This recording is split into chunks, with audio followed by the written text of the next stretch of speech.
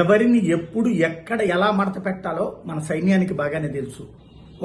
వాళ్ళ స్వేచ్ఛని వాళ్ళకు వదిలేద్దాం.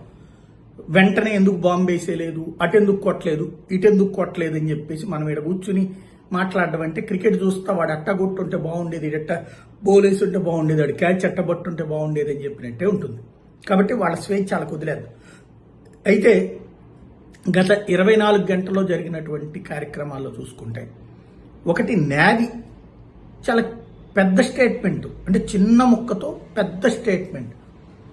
భారతదేశ సార్వభౌమత్వానికి సంబంధించి కట్టుబడి ఉన్నాం అన్నటువంటి, ఇందులో విధేయత ప్రత్యేకించి ప్రదర్శించాల్సింది లేదు.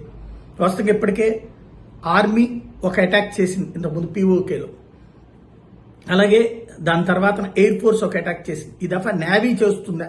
నేవీకి అట్లాగిస్తారని అనుకోవట్లేదు. ఎందుకంటే నేవీకి సరిహద్దుల్లో ఏముంటే సముద్ర పొడ్డున వీళ్ళ శిబిరాలు కానీ వీళ్ళ